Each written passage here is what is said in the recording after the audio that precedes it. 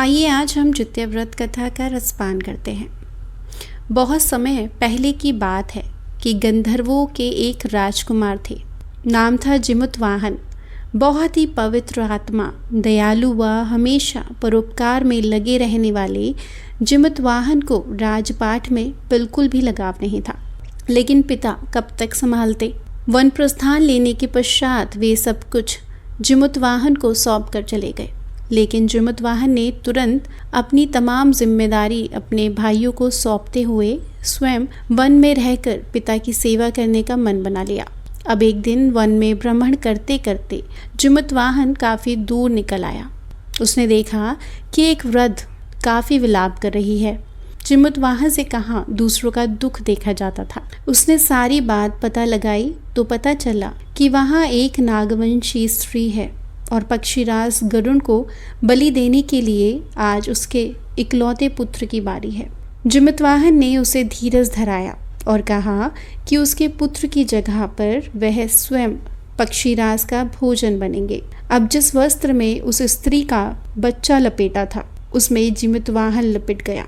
जैसे ही समय हुआ पक्षीराज उसे ले उड़ा। जब उड़ते उड़ते काफ़ी दूर आ चुके तो पक्षीराज को हैरानी हुई कि आज मेरा ये भोजन चीख चिल्ला क्यों नहीं रहा। इसे ज़रा भी मृत्यु का भय नहीं है। उसने ठिकाने पर पहुंचने के पश्चात उसको देखा तो उसमें बच्चे के स्थान पर जिमुतवाहन था। जिमुतवाहन ने सारा किस्सा सुनाया। पक्षीराज जिमुतवाहन की दयालुता व साहस से प्रसन्न हुए व उसे जीवन दान देते हुए भविष्य में कभी बलि न लेने का वचन भी दिया। मान्यता है कि यह सारा वाक्य आश्विन मास के कृष्ण पक्ष की अष्टमी को हुआ था। इसी कारण तभी से इस दिन को जित्या अथवा जत्य व्रत के रूप में मनाया जाता है ताकि संतानें सुरक्षित रहें। कथा समाप्त हुई। अब सुनिए दूसरी पौराणिक कथा। जित्य व्रत की कथा महाभारत काल की घटना से जुड़ी है। कथाओं के अनुसार महाभारत युद्ध में अपने पिता गुरु द्रोणाचार्य की मृत्यु का बदला लेने की भावना से अश्वत्थामा पांडवों के शिविर में घुस गया। शिविर के अंदर 5 लोगों को सोया देख अश्वत्थामा ने उन्हें पांडवों को समझकर मार दिया, परंतु वे द्रौपदी की 5 संतानें थीं जो कि मारी गई। उसके उपरांत अर्जुन ने अश्वत्थामा को बंदी बनाकर उसकी दिव्य मणि उसके माथे से निकाल ली। अश्वत्थामा ने फिर से बदला लेने के लिए अभिमन्यु की पत्नी उत्तरा के गर्भ में पल रहे बच्चे को मारने का प्रयास किया और उसने ब्रह्मशस्त्र से उत्तरा के गर्भ को नष्ट कर दिया। तब भगवान श्री कृष्ण ने उत्तरा की आजन्मी संतान को फिर से जीवित कर दिया। गर्भ में मरने के बाद जीवित होने के कारण उस बच्चे को जीवित पुत्रिका के नाम से जाना जाने लगा। उस समय से ही संतान की लंबी आयु के लिए जित्य व्रत रखा जाने लगा। एक पौराणिक कथा के अनुसार एक विशाल पाकड़ के पेड़ पर एक चील रहती थी। उसी पेड़ के नीचे एक सिरैया रहा करती थी। दोनों पक्की सहेली थी।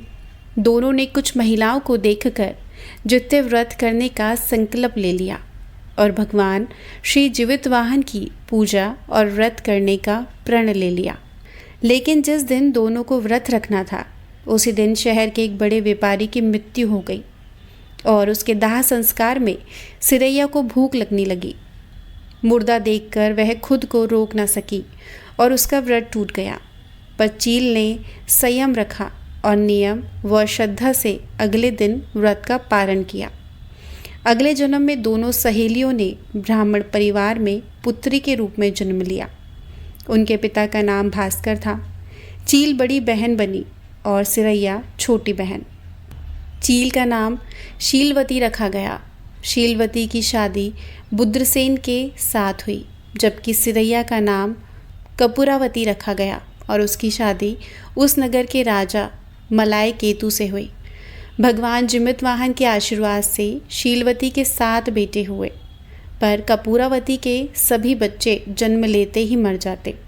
कुछ समय बाद शीलवती के 7 पुत्र बड़े हो गए और वे सभी राजा के दरबार में काम करने लगे। कपूरावती के मन में उन्हें देखकर ईर्ष्या की भावना आ गई। उसने राजा से कहकर सभी बेटों के सर कटा दिए और उनके सर 7 बर्तन मंगवाकर उनमें रख दिया और लाल कपड़े से ढककर शीलवती के पास भिजवा दिया। यह देखकर भगवान जिमतवाहन ने मिट्टी से सातों भाइयों के सिर बनाए और सभी के सिरों को उसके धड़ से जोड़कर उस पर अमृत छिड़क दिया। इससे उनमें जान आ गई। सातों युवक जिंदा हो गए और घर लौट आए। जो कटे सिर रानी ने भेजे थे वे फल बन गए। दूसरी ओर रानी कपूरावती बुद्रसेन के घर से सूचना पाने के लिए व्याकुल थी। जब काफ़ी देर सूचना नहीं आई तो कपूरावती स्वयं बड़ी बहन के घर चली गई।